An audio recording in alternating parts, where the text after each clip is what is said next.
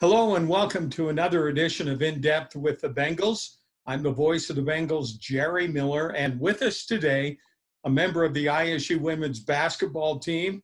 She was the second leading scorer on the team this last season. She, I believe, was the leading rebounder on the team and does just about anything that Coach Seton Sobolewski asks her to do. And she's a versatile player, Callie Bourne from Australia. And today we opened the Bourne files. Callie, how are you? Good. Have you seen all the Bourne movies? No, I've watched them ages ago, probably one of them, but I didn't really understand it, so I stopped watching. Well, welcome to our interview today. It's great to have you. Tell us about who Callie Bourne is. Where are you from? Tell us all about your family. Okay, so I'm from Canberra, Australia, so it's about 3 hours away from Sydney. It's actually the capital. Not many people know that. It's actually the capital of Australia. I grew up playing basketball when I was really young. I just followed in my older sister's footsteps because she played whatever she did, I had to do. So she played basketball, so then I played basketball, and I just loved it. And then my younger sister played too. And then we really started to get competitive with it and really into our basketball. And then my younger sister and I, we were in a team where we traveled to the US when I think I was 16 years old. And we just played different high school teams, a couple of college, Division II college teams. And I was like, oh, I love this. Like, this is really cool. And we visited colleges like Baylor, Duke, North Carolina, and I was like, oh, this is cool. Like, this is something I want to do. So then since 16, it was my goal to come over to America.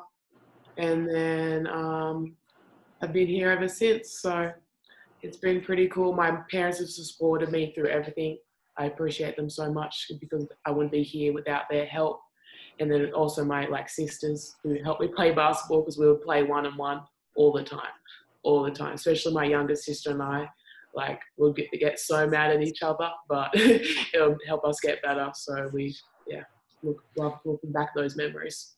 Your younger sister is actually at the University of Nebraska, right? Yeah. And she's on the basketball team. Yeah. What position does she play? She plays a forward. How tall is she? I think she's 6'2", I think. I could be wrong, but I'm pretty sure she's taller than me. That's all. She never lets me forget it. So, yeah. Tell us about your mom and dad besides how supportive they've been. What do your mom and dad do? They both work in the public service for the government. My dad played Australian football when he was growing up. I don't know, not many people will probably know what that is, so they might have to Google that. My mum played basketball for a little bit. They're both outgoing people. Like, we love doing things together. We're a super tight-knit family. That's probably about it that you need to know about. Have your mom and dad been able to see you play here? They watch like every game online. They'll wake up at 4 or 5 a.m. no matter what time it is to watch the game. And then they came over in February of this year with 10 days and watched 3 games, which was really cool. So they love that because they haven't got to watch me play in a really long time in real life. So they love that. They love like catching up with all the girls, meeting new people that I've been friends with. So it was really cool for them to come over and visit. So what do you miss most about Australia? The beach. I love the summer. I always love being around the beach, the hot weather. I love that. What else? I miss family and friends that I have back home. Like, they're super supportive. I miss the food. Food's very different here. So it took a while to adjust and learn the different types of food. That's about it. What are your favorite foods from home? Seafood. I love seafood. Growing up at the beach, like, my dad always would have fish ready to go, oysters. It's just very different food like Indian. I love Indian food. I love my mom's cooking. My mom's cooking. I miss her so much. She can cook anything. You name it, she'll be able to make it. So I miss just having to come home and have a home cooked dinner on the table, like a Sunday roast. She'd always do that. So I miss that. What is your favorite food? Favorite food? Narrow it down to one dish. What is it? One dish? Ooh, I don't know if I can do that. If I had to say one, it would probably be prawns. Right now, it would be prawns. Do you have a favorite food here that you've discovered? No, but I never used to have ranch on anything, and now I have it with everything. Pizza, salad, you name it. Never had it before I came here. It's amazing to me. My kids have ranch on everything too, and they're all older and married, so I'm amazed at how much ranch they eat and how many things they eat it with. What do you find to be the most misunderstood thing about Australia by Americans? What do they think is true about Australia that isn't?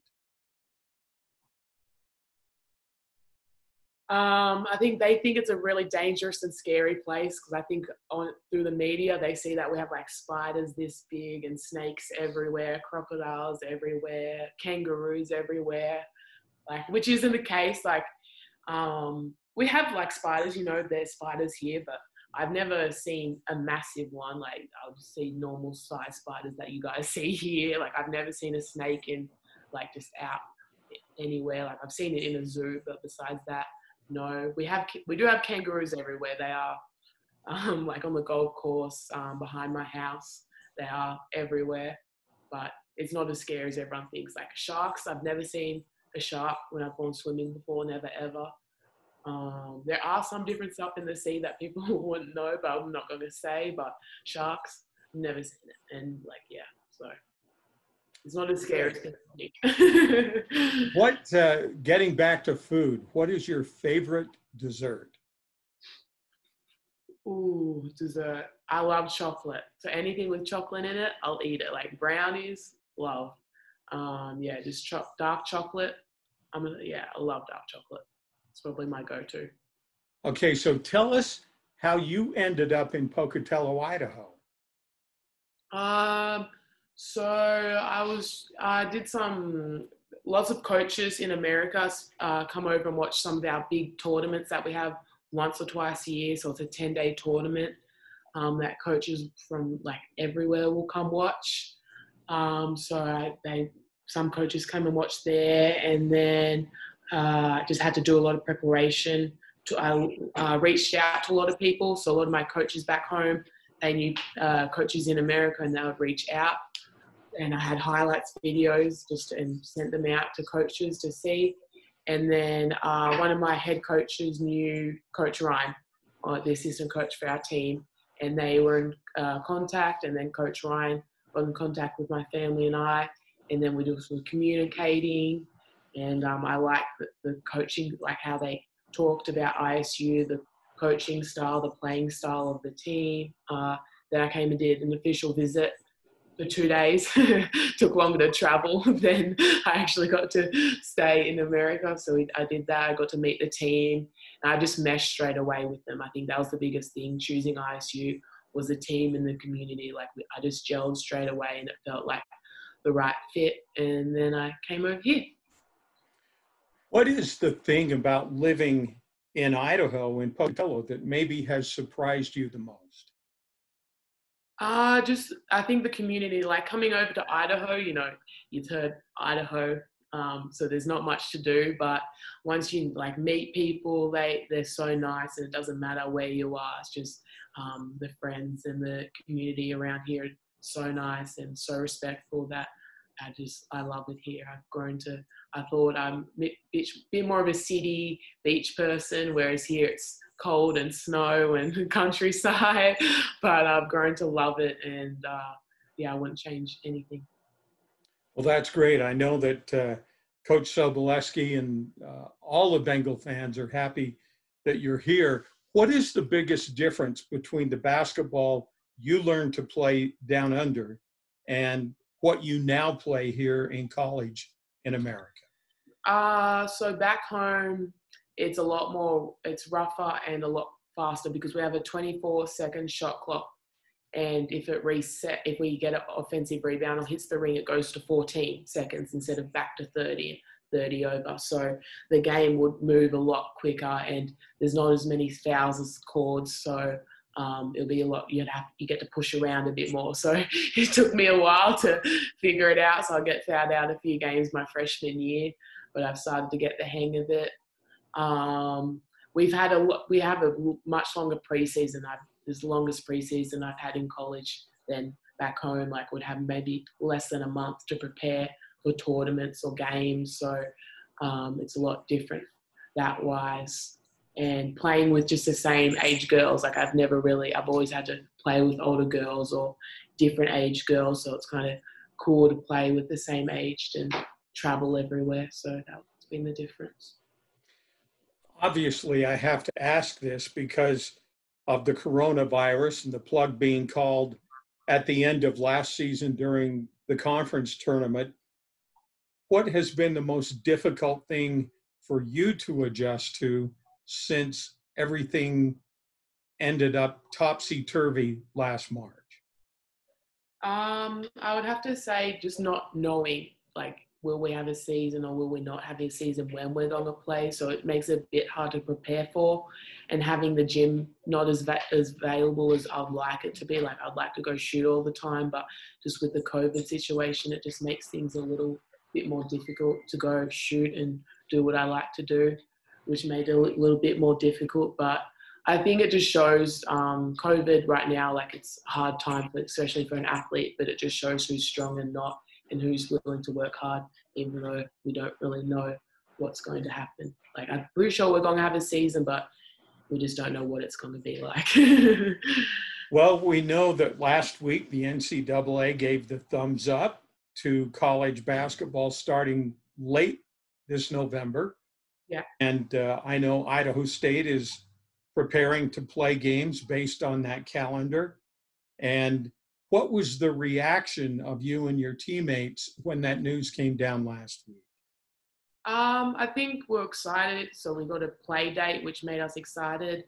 And then it just gave us more time to prepare because, you know, we think we have a strong, good team that we're really excited to play for. So the more time that we have to prepare and get ready for the season, I think it's good for us just to get a bit more experience with playing with each other, because last season we had a few injuries, so now they're back, and so we're just getting adjusted to all our new teammates again. So I think it's made us excited that we have a starting date and that we have more time to prepare for our season. What do you think is the strength of this team going into the coming season? I think experience. Like last year we're a very young team, so we didn't have much experience, but now lots of our freshmen got to play, which usually doesn't happen. So now they have a lot more experience, and, you know, we struggled a little bit in the early season, but then we started to gel a bit more during the end of season. So I think that's prepared us going in and preparing us for this season coming. So I think we're a very tight-knit team. We're very close, and we all love to work hard. We're so competitive. Like we just say, let's go play open gym, let's go play basketball just on a Saturday, and we go in there and we're so competitive. Like none of us want to lose, none of us want to be on the losing team. So I think that what makes us, you know, different to other teams, that we're just competitive and we want to win. Like we'll do whatever it takes to win. I think we're a tough team and we're super excited for this season. What was the toughest part of your freshman season at ISU? Because I think because of injuries, there were maybe a few more pressures, as you said this last year too, with the pressures being put on younger players. You were one of those younger players. Yeah, I think for my freshman year coming in, you know, playing a different style of basketball with all new girls that I've never met before, and having to play the point guard spot as a freshman, it is quite demanding and difficult, you know, because you have to kind of run the team on court as a freshman. You know, you're telling seniors what to do as a freshman. So I think that sometimes that's a bit overwhelming and takes time to get used to. And I think I learned a lot from it. You know, it did challenge me quite a lot, but I think I enjoyed the challenge. I wouldn't take it back, even though freshman year I felt like I struggled mentally, but it's grown me, and I feel like it's made me a better player for my sophomore and hopefully going into my junior season. I was going to ask you, what benefits do you see from that experience of being thrown into the blender so early in your career?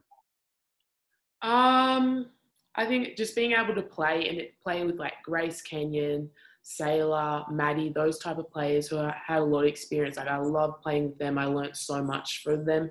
So being able to play with those players and like continue the legacy on a little bit, you continue our culture and what I learned from those girls, I think was really good. So I think playing with them and just mentally, I think it grew me a lot stronger.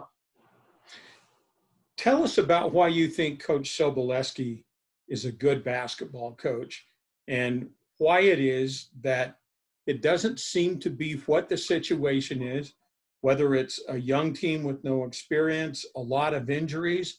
For some reason, he always seems to manage to get the most out of every player on the team.